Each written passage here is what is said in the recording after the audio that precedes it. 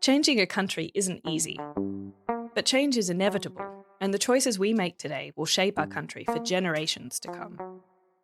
That's why the Australia Institute is publishing our first book as part of our 30th anniversary celebrations. What's the Big Idea offers 32 ideas for a better Australia from leading thinkers such as Yanis Varoufakis, Auntie Pat Anderson, and Professor Peter Doherty. The essays are a roadmap and a reminder that the solutions exist. Australia just needs the courage to implement them. Visit australiainstitute.org.au or follow the link in the show notes to pre-order your copy of What's the Big Idea today.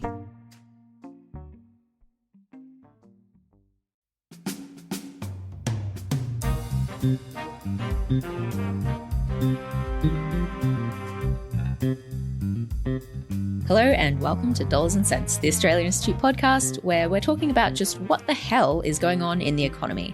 I'm Elinor Johnston-Leake, the senior content producer here at the Australia Institute, and as always, I'm talking to our chief economist, Greg Jericho. Hello, Greg. Hi, Elinor. How are you going this week? I'm doing well this week. Yeah? Yeah. I'm okay. That's very good. Okay, no, I'm not doing well. Okay, well, Greg, we've got some new figures out this week, as we often do, but they're actually something that we don't talk about too much. It's GSP. Greg, what does GSP stand for? Yeah, GSP as opposed to GDP, which we normally talk about. So GDP is gross domestic product. GSP is gross state product. Basically, it's just the GDP of every state. Yeah. So it's and territory? Yeah, and territories, and the two territories. Now, because the states are a lot smaller than the overall national economy, and it's a bit trickier to measure various things at such a state level, especially because, border crossings and things like that, whereas the actual production occurring and stuff like that, it's tricky to do. So they only do it once a year rather than every 3 months like they do with GDP figures. So this week we got the figures for the last financial year, the 23-24 financial year. And because this is obviously a competition, which state is winning? What's interesting is that, because it breaks down the states, you can see the size of each economy. So New South Wales is the biggest economy, followed by Victoria, then Queensland. But in 23-24, the biggest growing economy, the fastest growing, and the one that drove most of Australia's economic growth was actually Queensland. Oh, interesting. Why was that? Well, a part of it is because of what the figures are. Remember, when we look at growth and things, it's relative to what happened the year before that. And Queensland did really well, especially through mining and exports, because it didn't have the weather disruptions in 23-24 it did have in 22-23. So it performed better. Whereas Western Australia had a shocker, really underperformed relative to the size of its economy because it had a lot of weather disruptions that really stopped, one, iron ore and also oil and gas mining, which is kind of, a bit of karma there that perhaps fossil fuels, which cause climate change, were affected by climate change and cyclones and storms and floodings and things. So Western Australia underperformed because, it had the year with the bad weather disruptions, whereas this last year Queensland did okay. So they're probably taken in turns. Yeah. So as a whole, are the Australian states and territories doing better on the whole? Well, no. I mean, think of it this way. We already know the GDP figures and we've talked about them fairly much ad nauseum a little bit. But sorry, listeners. The most recent GDP figures that we had were for the June quarter, and we saw that the economy rose, but only because of population growth. Yeah. Okay, so you strip out population growth, the economy went backwards. And that's pretty much the same when you divvy up the states, because the states are part of Australia, so it's not surprising that the picture makes is sense. there. And so what we saw was every state's economy grew in real terms, which, to be honest, not a big shock. Economies are meant to grow. It has to – pretty much the only time you'll see an economy like a national or a state economy be worse off over a whole year than it was the year before is, if you have a pandemic and a massive shutdown, or you have the mother of all recessions, like maybe in sort of the early 1990s. And even then, it'll only be a slight fall. So it's not surprising that every economy grew, because that's what economies do. But if you strip out population growth, every economy went backwards except for Tasmania. Tasmania is still sort of, obviously, its population didn't grow as much as every other states did. And so as a result, it sort of stayed above water. But every other state went backwards once you stripped out population growth. Not great. No, not great. And that is, you might think, oh, well, that's probably, more common. And it's not really. It's rare that economies are performing so poorly that they're basically needing population growth to keep going up. Generally, even if the per capita, as we use the phrase there, GSP per capita, like GDP per capita, is just basically the entire economy divided by the number of people in it. That should still go up, even if it goes up by less than the overall figures. But going backwards, and especially going backwards basically in every state and territory, is a real sign that 23-24 was a pretty crappy year, really. Yeah. It was not a year of a strong economy. Australians have been through a lot in the last decade and a half. But despite a global financial crisis, a pandemic, and a global spike in inflation made worse by war in Europe and the Middle East, they have maintained a very Australian sense of pragmatism, practicality, and purpose. How are you planning to convince voters that they are better off than they feel? Well, first of all, as I said before, we don't pretend that the pressures that have been on people the last couple of years have just suddenly disappeared, even though we're making good progress in the aggregate numbers. I acknowledged before that sometimes the aggregate numbers don't always perfectly reflect how people are feeling and faring in the economy. One of the really good things about these figures, which we don't get from the quarterly GDP numbers, is we get the breakdown of household incomes in each state. So we can work out which states are doing well, or what households are doing well in which states. No households are doing well in any states. Oh, really? No. I mean, we've been talking about how living standards have really declined recently. And what these figures show is household disposable income. Now, household disposable income isn't just your wages. It's also money you get from investments, money you might get from sales of properties and things like this. But it also takes into account tax you're being paid, any government welfare assistance you might be getting, and also, rather crucially, the amount you pay on mortgages. Oh, yeah. Yeah. Which And we talked a bit about this last week. Yeah. And much as we saw with those cost of living figures last week, about that of interest rates being the big driver of cost of living, same here is that we saw in 23-24 and 22 and 23, so the last two financial years have been some of the sharpest increases in the cost of repaying a mortgage in basically Australian history. Yeah. And it's such that because wages didn't go up by much in real terms, and the cost of mortgages did go up by massively in real terms, it meant that was the main driver of household disposable income falling. And household disposable income is basically your living standards. It's how much money you've got left after you've had to pay out all the things that you have to pay out, whether it be tax or mortgages, which are counted as a must pay. Yeah. It's not considered an optional extra. No. The figures also showed that, household spending, how much we're consuming, doing really bad in every state. It's not like there's just one state that has been struggling the most. You might think, Sydney house prices are really expensive. Yeah. They're the ones struggling. Everywhere else, no. Every state has been really hit. And in fact, some other states, including the ACT territory, have seen their mortgage repayments as a share of their household income go up by even more than in New South Wales because actually house prices have risen, by a lot more in Queensland, South Australia, ACT, other places than they have in Sydney in the past year. And so that has a sort of ratcheting effect on the costs of interest payments and so forth. So they're good figures in that they enable us to sort of just check that because, the GDP figures are an entire average of the entire economy. So you might think, they miss out a lot. The GSP figures show actually, it's an average, but every state is on average doing really badly. Or were doing really badly.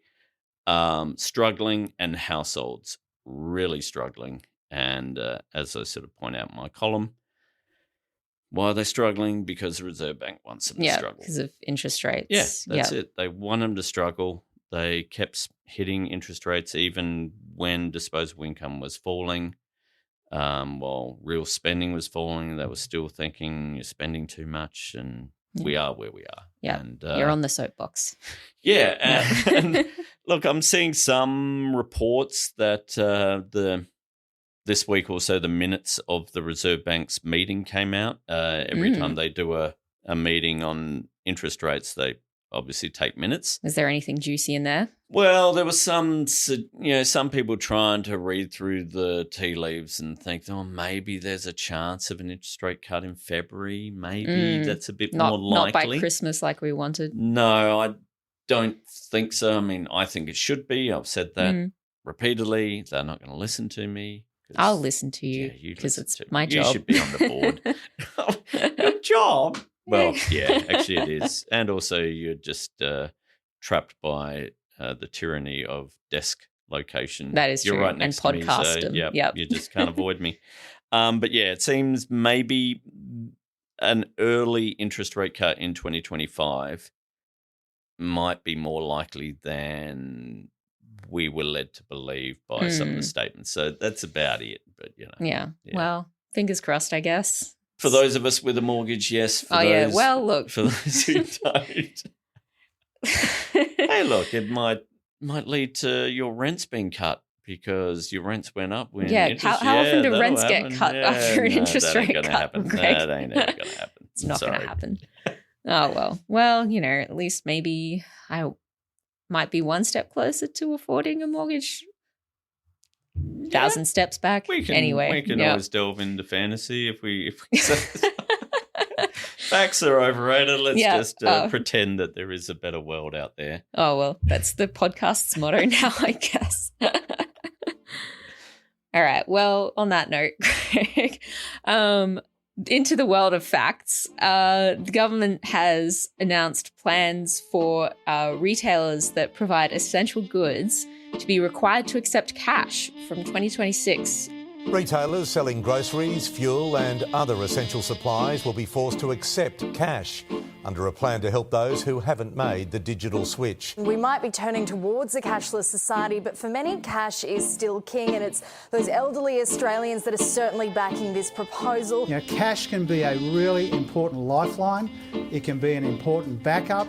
It gives people peace of mind and a sense of security, and that's why we are making it an ongoing feature of our economy. So again, essential goods is including things like groceries, so supermarkets, fuel, so petrol stations. Funnily enough, banks will have to accept cash. Shocking. How much cash is actually used that much every day anymore, Greg? Like, how much of an effect will this have?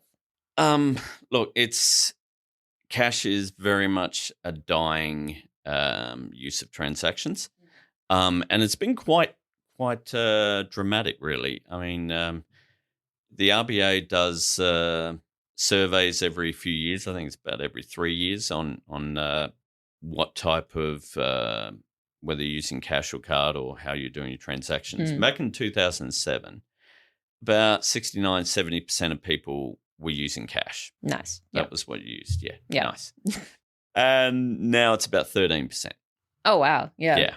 And it's dramatic. The drop has been dramatic across all ages. And now, obviously, older people are much more likely to use cash. But even amongst the older sort of segment, retirees and sort of those who are in their 70s, it's gone from 80% to about 30%. So when you think of it in that terms, half of all people in the sort of age bracket stopped using cash over the past sort of 15, 20 years. Yeah. And it's such that now a lot of places are getting to the point of not offering, saying no cash. Whereas if you go back to 2007, you were just as likely to see something saying no card, especially at sort of smaller places and everything. So the government is mandating that cash be an essential service in a sense. And so what's the reasoning behind it? Well, it's a little bit complicated actually. On the surface, it's just because, well, if we stop using cash, there might be people who don't have credit cards and don't have things, and that sort of leaves them in the lurch, and especially older people, even though, we're still seeing a vast majority actually do use cards. But also there's a little bit of, we'll say lobbying going on here. Now, from Big Cash? Yeah, from Big Cash. Oh, my gosh. You might have heard Armaguard is... yeah. Now, interestingly, Armaguard, which people might not realise, is owned by Lynn Fox, so Lindsay Fox, was once a very lucrative business because everyone was using cash and needed a lot of cash, and they were able to make a lot of money out of transporting cash around. In the big trucks that say Armaguard? Big trucks, yep. Yeah. Then as fewer people were using cash, it became less viable. Last year, Armaguard actually merged, or we'll say bought out, its main competitor. Prosegur was the name of the company. And the ACCC approved that merger, even though it was going to completely destroy competition in that sector, because the arguments from both companies were it's not viable anymore if we keep going on. So the ACCC approved the merger. Armaguard now controls over 90% of all cash transporting and things like that. And they're still struggling, you see. They sort of still not doing well, please save us. And banks have, the banks all got together and essentially gave Armaguard a $50 million sort of, we'll call it a loan, call it an emergency injection of funds to keep them afloat, because the banks kind of do still need money to be transported around. And what they've also been doing is lobbying hard to get this guarantee in place, because that at least gives them sort of a viable business operations. Now, it's kind of funny in that we've just had a business merger which massively reduced competition, and now we're kind of having to try and keep it going. I'm getting flashbacks to last episode with John Howard sort of propping up with private health insurance. Yeah. It is quite astonishing how Not many as evil, I don't think. private sector businesses are actually sustained by government intervention. Now, personally, I think if we've reached the point where this is not viable, why not? Why doesn't the government, instead of doing such things, buy it out for a notional sum and do it itself as a public service? If that's what's needed, then do it. But we are where we are, so it's going to be mandated. It will get to the point, I think. I wouldn't be surprised within 10 years, if you look at the sort of the trajectory, that even with the mandate, it's going to kind of be pointless. But surely there's going to be, some sectors of society that still use a lot of cash. Very. I mean, you think, there will be, but we're getting to the point where, when you've got, I'd say people under 30, it's, the average of 13% is the average of everybody, and that includes all the oldies. the younger ones are well under. Yeah. 30. I mean, to be honest, I've still got cash in my wallet from Christmas that I got from my mother-in-law, who, bless her, gave me some cash for Christmas in the Christmas card. It's like, it's great, and I haven't used it. It's sort of it's there, and I think I should put it in the ATM, but I kind of just keep it there as a nice reminder of it. I found a $5 note on the ground. It was a bit like seeing a cryptid in the wild. It's like, oh, this is unusual. Yeah. It's I haven't used cash for ages, and especially, people with their phones, with their watches now, if you've got an Apple Watch or other things, it's kind of like, why would you? Also, one of the big killers of cash as well was COVID, where businesses were even trying to, let's not be transmitting stuff via our hands. And I don't see any reason why we're going to see a turnaround. And it gets to a point where, okay, we've got this mandate in place for, if it's 3% of people, 4% of, it's fine. But again, think of the actual business cost of all of that. Who's paying for all this?